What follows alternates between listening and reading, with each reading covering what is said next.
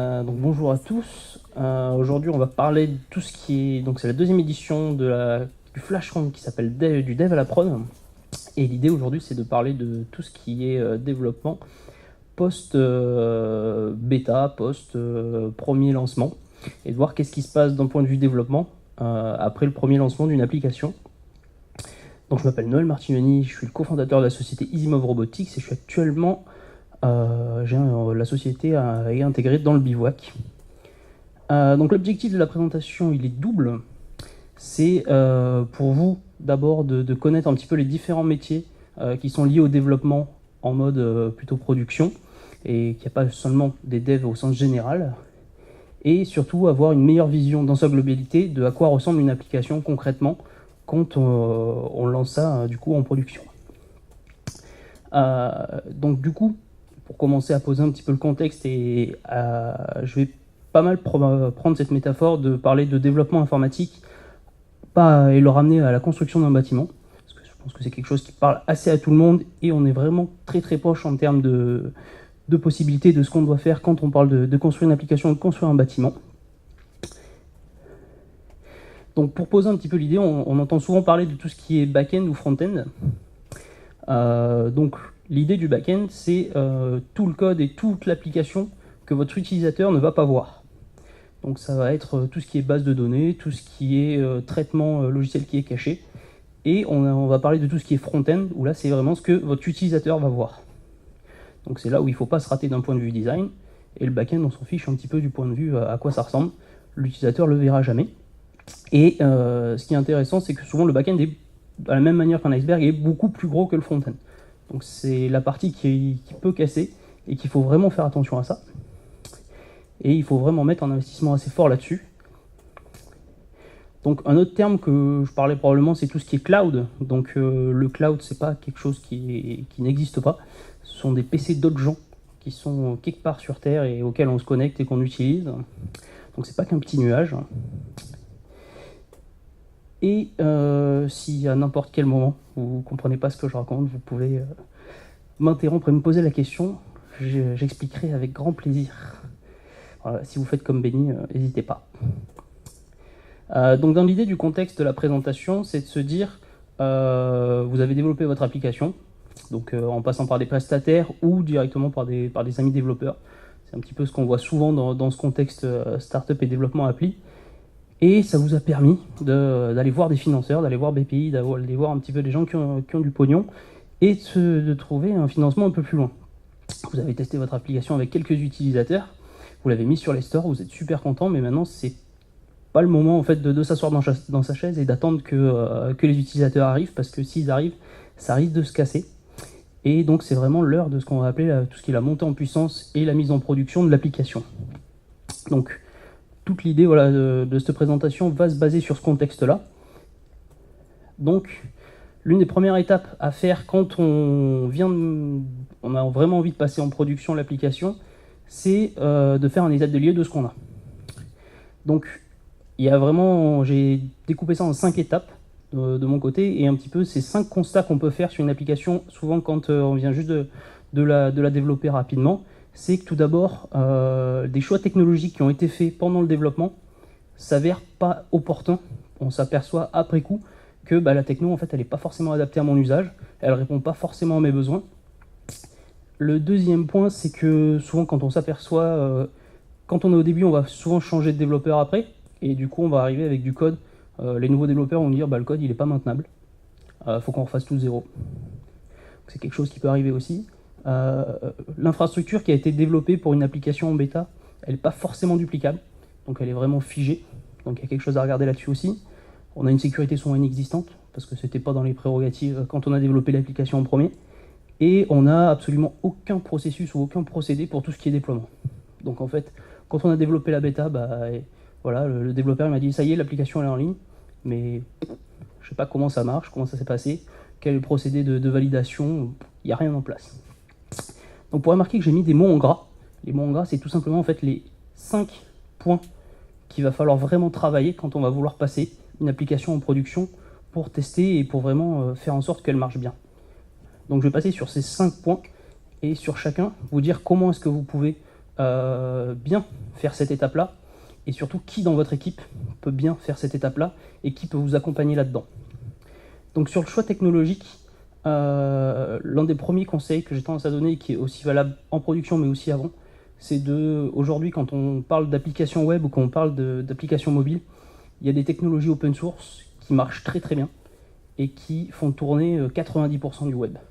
Donc ça sert à rien de s'embêter avec des technologies propriétaires, il faut vraiment partir sur de l'open source dès le début, parce que non seulement la communauté est grande, le développement est actif, mais en plus c'est des technologies qui sont vraiment éprouvées.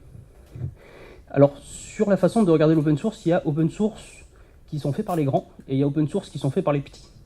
Quand on veut parler d'une application, quand on veut mettre une application en production, il vaut mieux partir sur des technologies qui sont faites par les grands.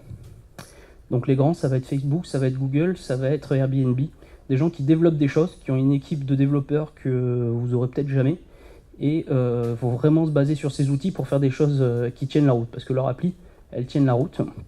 Typiquement, un des exemples, donc il y a deux frameworks, donc bibliothèques logicielles qui permettent de développer des applications web qui sont assez connues. Il y en a une qui s'appelle React et une autre qui s'appelle Svelte. Et quand on va sur GitHub, du coup, qui est la plateforme open source un petit peu de base, et qu'on va regarder un petit peu l'historique de ces plateformes-là, on va pouvoir regarder en haut, on a des petites étoiles. Et React, on peut voir qu'il a 110 000 étoiles, là où Svelte, il en a 8 000. Donc si on veut partir sur quelque chose qui marche, il faut bien regarder les petites étoiles et voir qu'il y a quand même du monde derrière. Donc voilà, toujours utiliser de l'existant plutôt que de développer les choses sur mesure. Si vous avez un développeur qui vous dit bah ça n'existe pas, je pense que c'est parce qu'il n'a pas bien cherché. Ou alors il vous dit bon, il y a des choses qui existent mais c'est pas forcément adapté, c'est pas assez performant, je peux faire mieux. C'est pas forcément une bonne idée, parce que développer quelque chose sur mesure, ça va dire qu'il va falloir le maintenir dans le temps, et ça va être quelque chose que vous n'aurez pas forcément envie ou le financement pour faire ça. Et il faut aussi regarder que les outils que vous utilisez, vos développeurs vont utiliser, sont toujours maintenus et à jour. Pareil sur GitHub, en fait, on peut suivre en temps réel l'évolution du code. Donc à quel moment les dernières modifications ont été faites. Par exemple, sur GitHub, il y a 3 jours, les dernières modifications, elles dataient d'il y a 10 jours. Donc c'est vraiment quelque chose qui est mis à jour constamment et qui est vraiment pas mal. Donc sur les choix technologiques, qui c'est qui va pouvoir faire ça? En fait, la première personne déjà, c'est vous. Comme je vous disais, vous pouvez regarder, demander un petit peu quels sont les outils techniques qui sont utilisés par les gens, par vos développeurs, et regarder sur internet qu'est-ce qu'il y a derrière. Sans regarder le code ou la documentation, vous pouvez regarder sur GitHub un petit peu les gens qui utilisent ça, combien est-ce qu'il y a d'étoiles, combien est-ce que c'est, à quel rythme c'est mis à jour. Et évidemment, un directeur technique qui s'y connaît à ces questions-là, ça peut être vraiment intéressant aussi, donc il peut vous accompagner là-dessus et qui peut prendre vraiment cette partie-là en charge.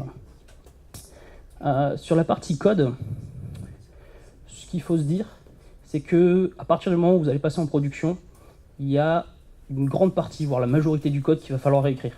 Pourquoi? Parce que l'idée au début, c'était de faire ça vite et de faire ça pour le moins cher possible. Et c'était pas l'idée de faire quelque chose de robuste. Donc, c'est du code qui va être difficilement maintenable et qu'il va falloir retravailler. Pour faciliter ça, on va pouvoir découper en fait tout son code en petits morceaux. C'est un petit peu l'idée aujourd'hui de tout découper en petits morceaux et après d'interconnecter les morceaux. L'avantage de faire ça, c'est qu'on peut faire travailler plein de personnes en même temps, qui ne se voient pas forcément souvent, et qui après auront juste à interconnecter leurs outils. Donc c'est tout ce qu'on va appeler API, pour Application Programming Interface. Si on reprend l'idée de la maison, c'est un petit peu si vous avez un mec qui pose le câblage électrique et un mec qui vient mettre les interrupteurs. Il faut juste que les deux soient d'accord sur le fil bleu c'est ça, le fil marron c'est ça. Préparez-vous sur du code en fait à ce qu'on vous demande de redévelopper et du coup à vous faire payer pour des choses que vous avez déjà payé pour. C'est dur à dire mais malheureusement faire et défaire c'est du travail.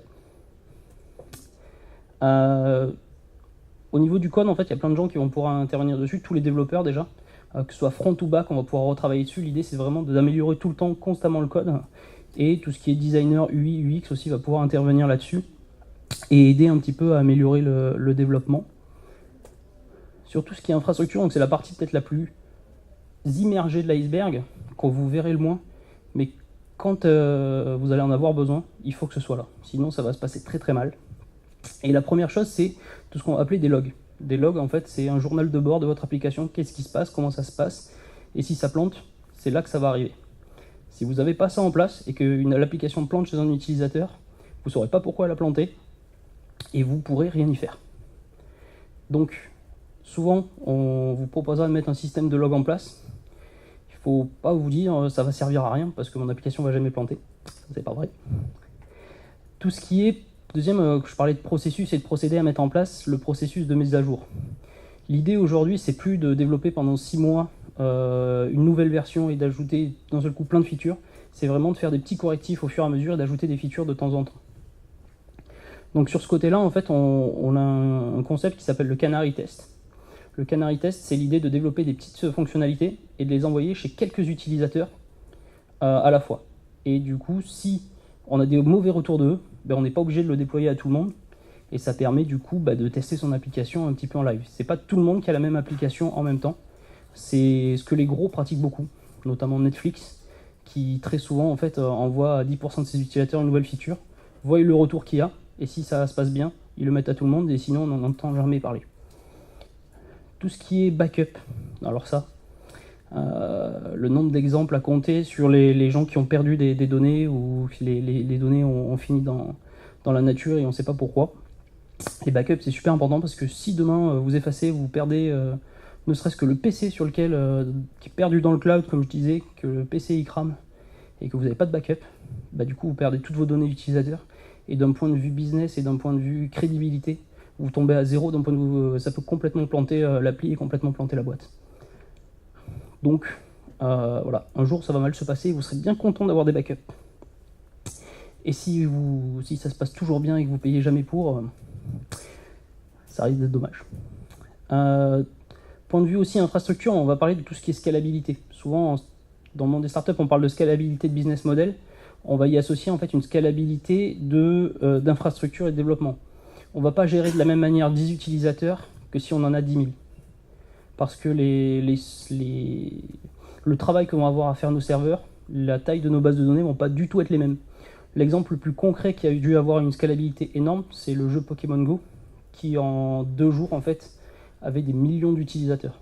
Donc c'est un travail qui s'est fait en amont par les développeurs, de préparer toute l'infrastructure à ce qu'elle puisse grossir instantanément de manière automatisée. Donc ça, c'est des choses qui sont aujourd'hui assez faciles à mettre en place pour des développeurs. Et du coup, de se dire, voilà, d'un seul coup, vous avez pris une pub de 30 secondes le dimanche soir à 20h sur TF1. Et en fait, 2 minutes après, vous avez sur vos serveurs 10 000 connexions. Si vous n'avez pas prévu, vous plantez et du coup, vous perdez du business. Tout ce qui est redondance, c'est-à-dire que ne pas mettre tous ses œufs dans le même panier. Je ne sais pas si vous avez entendu parler du plantage de chez OVH qui a perdu quelques serveurs et du coup qui a mis plein de monde down il y a quelques temps. L'idée, c'est pas de tout mettre chez le même hébergeur, un petit peu mettre sur différents serveurs à différents endroits dans le globe. L'avantage, c'est que s'il y en a qui plantent, c'est les autres qui vont prendre le relais. Et surtout, les mettre partout dans le monde quand on a des utilisateurs un peu répartis, ça permet d'accélérer aussi son application. Et tout ce qui est upgrade matériel, comme je disais, le cloud, c'est le PC de quelqu'un d'autre. Donc, on ne fera pas tourner un jeu moderne sur un PC de 2005. L'idée, c'est vraiment de faire des upgrades matériels de temps en temps pour scaler un petit peu l'application. Donc, si l'application va demander plus de ressources, il faut que je mette le matériel en face qui va me permettre que mon application tourne bien. Sachant que l'idée aussi derrière, on a tout ce qui est question matériel, c'est qu'il faut optimiser aussi son application pour économiser du temps matériel. Notamment, un des exemples les plus criants, c'est Deliveroo, qui au tout début, son développement en fait avait codé ce qu'on appelle un algorithme du voyageur qui permet en fait de créer les tracés entre les commandes et optimiser ces tracés-là. C'était codé avec un langage qui n'était pas forcément adapté à ça. Quand je parlais de mauvais choix technologiques, c'en était un. Et ils ont complètement recodé ça avec un langage qui était beaucoup plus performant et ils ont gagné 1200% sur leur temps d'exécution. Donc avec l'économie d'argent derrière qui va sur les serveurs. Parce que au lieu de calculer pendant une seconde, au lieu de calculer pendant 1200 secondes, ils calculaient pendant une seconde. Sur tout ce qui est infrastructure, on a différents métiers là-dessus. Donc il y a ce architecte d'infrastructure. Donc le mot architecte qui revient du bâtiment en fait est extrêmement présent dans l'infrastructure informatique parce que créer ce réseau de PC, faire toutes ces interconnexions, savoir où mettre, quoi mettre, comment ça va scaler, c'est vraiment un métier à part entière. Et il y a des gens qui sont spécialisés là-dedans. Donc si vous avez des applications qui deviennent très grosses, c'est peut-être un poste à recruter. Sur tout ce qui est base de données aussi, il y a des gens qui sont spécialisés dans l'optimisation de base de données et tout ce qui est temps accès pour accélérer ça. Et de manière générale, dans un premier temps, c'est souvent les développeurs back-end, donc qui s'occupent de tout ce qui est la partie immergée de l'iceberg, qui vont s'occuper de cette partie un petit peu infrastructure et tout ce qui est scalabilité, déploiement. D'un point de vue sécurité, donc c'est sûr que c'est pas du tout la prérogative au début, mais dès qu'on va commencer à grossir, ça va devenir super important. Parce que plus on fait de pub et plus on a de visibilité, plus il y a des gens qui sont susceptibles de venir nous attaquer. Donc l'idée, ça va être de tester la sécurité. Donc il y a plusieurs moyens pour faire ça. Il y a souvent des erreurs basiques qu'on a fait au début. Tout ce qui va être SSL, c'est les certificats de sécurité qu'on aura peut-être oubliés, ou des petites failles de sécurité assez simples à corriger. Se mettre en règle avec le RGPD, ça c'est nouveau, mais du coup ça rentre en compte aussi. Et surtout, l'un des points importants quand je parlais de mise à jour, c'est pas mettre à jour que son application, c'est mettre à jour aussi tout ce que j'utilise dans mon application. L'idée, c'est pas d'utiliser une techno qui date d'il y a 4 ans, parce qu'il y aura des failles énormes dedans qui sont peut-être connues, et qui du coup vont rendre mon application complètement ouverte et non sécurisée. Donc mettre à jour tous les composants qui sont à l'intérieur de son application. Donc on peut faire ça, c'est à tous les niveaux aussi pour les développeurs. Ça doit vraiment être une question qui doit être dans la tête de tout le monde, la sécurité, et pas se dire c'est quelqu'un d'autre qui va s'en occuper. On a des architectes de sécurité, et on peut aussi passer par tout ce qui est entreprise spécialisée, notamment tout ce qui est bug bounty, où on peut ouvrir en fait une sorte de pool price, à se dire, et des gens vont chercher des bugs sur mon appli et me les faire remonter, et du coup ils vont gagner de l'argent par rapport à ça. Donc il y a des boîtes spécialisées là-dedans. Sur tout ce qui est processus, et là du coup on s'éloigne un petit peu du côté dev, mais c'est un retour utilisateur qui doit finir chez les devs. L'idée, c'est de se dire comment est-ce que je vais récolter toutes les infos que mes utilisateurs peuvent me faire remonter. Donc tout ce qui est crash, tout ce qui est bug, tout ce qui est conseil, on peut recevoir plein de choses, avis négatifs aussi, ça peut être très constructif, et il faut avoir un procédé en place entre cette récupération d'informations et les développeurs, ou en tout cas le chef de projet qui va ensuite répercuter ça sur l'application. Donc l'idée sur tout ce qui est aussi support, l'idée c'est que si vos utilisateurs ils démarrent l'appli et elle ne marche pas, faut qu'ils puissent le dire à quelqu'un et que ça puisse être corrigé, qu'il y ait quelqu'un à qui parler. Sachant que il faut se dire que plus vous investirez du temps et de l'argent à faire en sorte que votre application soit robuste, et moins vous aurez du temps de support. Les plus optimisés que j'ai vus, moi, c'est en termes de support, ça coûte quasiment 5% du CA. Donc 5% de ce que va rapporter l'application, il est tout quasiment, c'est le minimum auquel on peut descendre, c'est de le réinvestir, ça va être investi automatiquement en support. Donc là, tout ce qui est directeur technique, c'est à lui qu'il faut faire remonter ça, et tout ce qui est technicien support aussi. Et il y a une notion aussi, je ne sais pas si vous connaissez, de tout ce qui est customer success. L'idée, c'est pas spécialement d'attendre que l'utilisateur vienne se plaindre, mais c'est d'aller chercher l'information chez lui. Parce que 99% des gens n'iront jamais laisser un avis sur l'application qui a planté, alors que si on va chercher cette information-là, qu'on lui pose la question, il va nous le dire. Donc c'est un petit peu tout ce qui est gestion client, suivi client. Et on peut vraiment le faire aujourd'hui avec les technologies qu'on a sur du B2C, et du coup récupérer un max d'informations très très utiles. Donc voilà, c'est toute cette notion de customer success. Donc en conclusion, l'idée c'est vraiment de se dire que quand vous construisez une maison, il n'y a pas un jour où vous allez lui dire ça y est, c'est fini, je ne ferai plus rien dans ma maison. Il va falloir changer la tapisserie, il va falloir refaire le carrelage. Des fois vous allez avoir une canalisation qui va péter, il faudra faire venir un plombier. Une application, c'est la même chose. Même si vous vous dites ça y est, c'est figé, ça marche, oui, mais tout ce qui est autour de cette application, l'écosystème, internet, va changer. Donc le téléphone sur lequel va tourner, ils vont changer. Donc ça va avoir des impacts sur mon application et je vais avoir des choses à faire évoluer. Donc c'est vraiment un travail constant sur lequel il va falloir vraiment mettre de l'investissement si vous voulez que ça tourne. Et voilà, il n'y a vraiment pas que la façade de l'application sur laquelle il faut mettre de l'argent, parce que vous pourrez avoir la plus belle interface du monde si derrière, quand il appuie sur le bouton, il ne se passe rien ou si ça plante. bah, il aura une mauvaise expérience et du coup il va désinstaller l'application. Donc voilà, tout ce qui va pouvoir aider à faire que votre application tourne bien, bah, il faut mettre de l'argent et de l'investissement dessus. Merci beaucoup.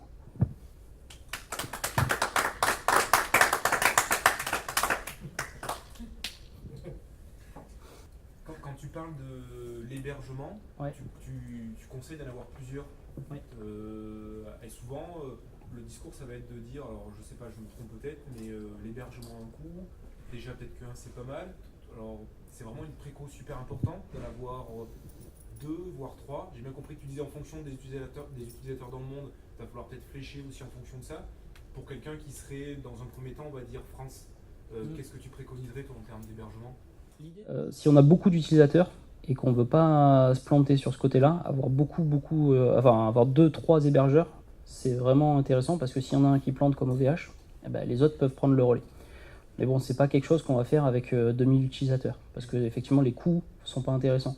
Quand on va commencer à être à partir de 10 000, 100 000, c'est un petit peu cet ordre de grandeur là où on va réfléchir à ça.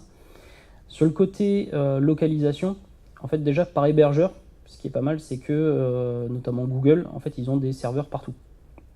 Donc on va pouvoir, de la même manière qu'on déploie quelque chose à Paris, on va pouvoir le déployer à Munich sans quitter sa chaise. Donc si je commence à avoir beaucoup d'utilisateurs au Japon, bah, ça peut devenir intéressant de déployer quelque chose au Japon parce que le temps d'accès, ils vont y gagner. Voilà, sachant que après il y a tout un aspect législation qui arrive aussi, parce que ce qui est hébergé en France, c'est sous la législation française, ce qui est hébergé aux États-Unis, c'est pas la même législation. Donc il y a toutes ces questions-là aussi à regarder. Mais les conseils que j'ai, si on reste en France, moi j'ai tendance en fait on a tendance à toujours préparer notre infrastructure pour la tempête. C'est de se dire, je vais peut-être y passer un peu plus de temps aujourd'hui, mais demain, si en quelques jours, en une semaine, en 2 semaines, j'ai besoin de passer le cap au-dessus, bah, c'est aussi facile. Et en fait, il y a tout un tas de technologies aujourd'hui. Il y a une technologie qui s'appelle des conteneurs, où en fait, on va pouvoir lancer des fake machines, quasiment à la volée, et qui vont du coup se dupliquer, et on va pouvoir dupliquer des services extrêmement facilement, et faire grossir notre application comme ça, un petit peu automatique. Et je reviens sur ce que tu disais aussi au début, tu as parlé d'un site, GitHub, un truc comme ça. GitHub, ouais. GitHub, qui est en fait un site où moi, client lambda, c'est ça, je vais pouvoir aller dessus et un petit peu affiner mon cahier des charges et arriver auprès du Presta en disant ben voilà, moi j'ai l'impression que ces outils-là sont bien. Enfin, c'est un petit peu ça l'esprit ou ça va vraiment se faire en collaboration avec le Presta?